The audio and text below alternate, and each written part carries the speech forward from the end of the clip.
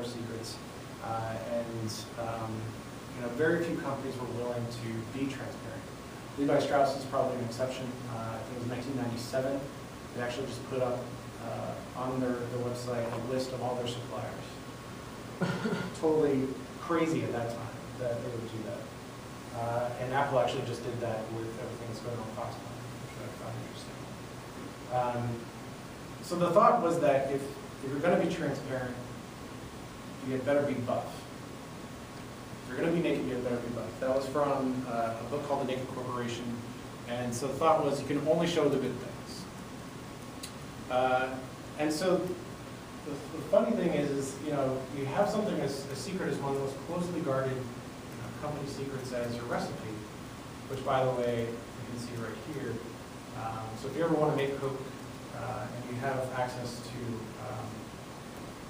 fluid extract of cocoa, which is a Schedule I narcotic, or 30 pounds of sugar laying around, or both, you can try to tinker with your chemistry set and make Coca-Cola.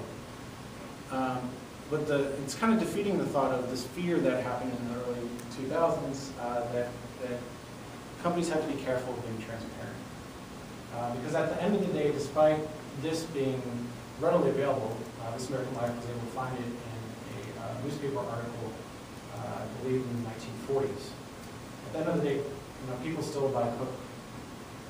And so companies are now learning that in order to be a leader in sustainability and corporate responsibility, you have to be transparent.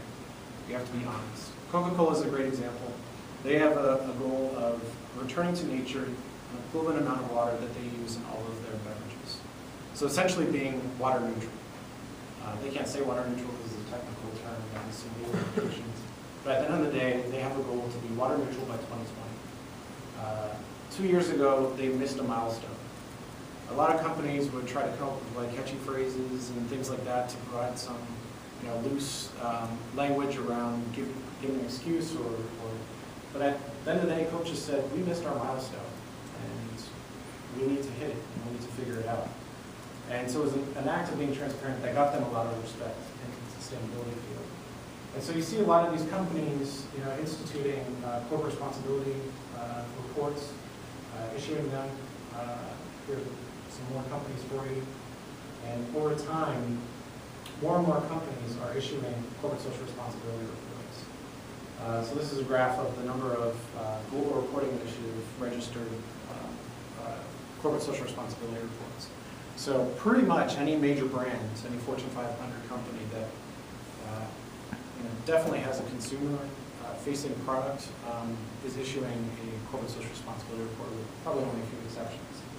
The Global Reporting Initiative is kind of the reporting benchmark to use if you're going to institute or publish a CSR report. It has over 90 indicators. It basically tells you what you should measure and how you should report on it. I guess kind of fundamentally my belief is that businesses exist to make money. That's why for-profit organizations are there. But it's the manner in which they do so that is becoming increasingly important. It's not the only aspect that consumers care about. They're driven by price, quality, perception of quality, some other cognitive factors. But at the end of the day, the manner in which companies produce their product, deliver their product, is becoming increasingly important. It's not going to be the only decision that consumers base or use to make their purchasing decisions, but eventually it does start to either weigh down or heighten the company's brands. So Nike, for example, they instituted their North Star program, which basically defines what corporate responsibility and sustainability means to them. Out of that, they created the Considered Design Index, which is a full life cycle analysis of their product, and use that to drive design changes. And they're leading the charge in kind of industry collaboration, working on BICEP, which is a group of progressively minded companies asking for climate change legislation, energy legislation. Walmart actually has a goal of both being powered 100% by renewable energy and sending zero waste to landfill. This is Walmart I'm talking about. Very different from the perception of Walmart, right? It's interesting because I haven't actually tested this, but I've heard people say this, that if you were to talk to a Walmart executive about their social issues, discrimination against women, low benefits, things like that, they inevitably quickly kind of turn the conversation back to their environmental credit, which is actually pretty substantial. Not only in terms of these commitments, which are real, which actually are happening, but also one of the things that they're doing is they've funded a sustainability consortium, which is organized by the University of Arizona and the University of Alabama. And I think is going to fundamentally change, if it's successful, the course of business. And so it used to be called the Walmart Sustainability Consortium, but then a number of other bigger brands like Coke got involved and were like, you're taking too much of that spotlight there. But what they've done is gotten all of their suppliers together, which is basically every major company, and said, we want to quantify down to the product level what the sustainable impacts are of that product on society and the environment. So that bottle of Coke over there, that OJ over there, you will be able to essentially have a source of information to identify the environmental impacts, carbon emissions, waste emissions, things like that, of those products, essentially even the social impacts of those businesses, of those products.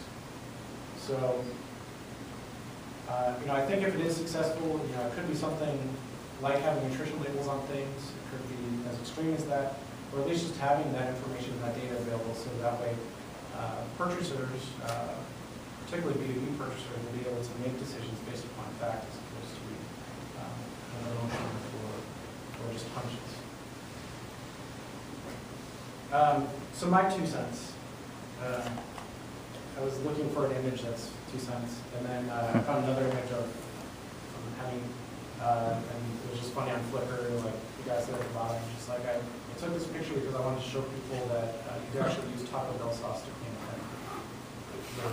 Never would have thought to use Taco Bell sauce to clean a pen. But anyway, as you're putting together business plans, one of the things that I get approached on and I to give some feedback on business plans that people often forget is that the first thing you have to do as a business is solve a problem.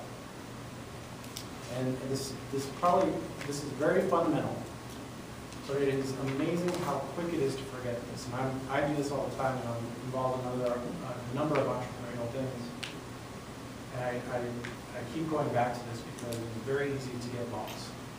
You have to solve a problem that someone will pay for, and enough people will pay for. And you know who these people are and how to reach them.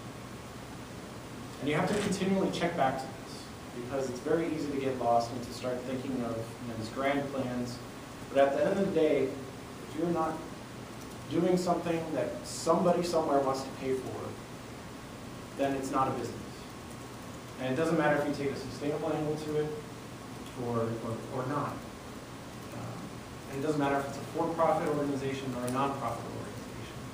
You have to be able to figure out a way that somebody is going to pay you to solve this problem. And then kind of the 3 mistakes that I make, and then I see a couple of people making as well, is that in kind of answering those questions before, people kind of get caught up into, well, I have to kind of create the most innovative product ever. I have to create the next iPhone. I have to create, the next Dell computer or what have you. Innovation doesn't necessarily have to come from the product itself.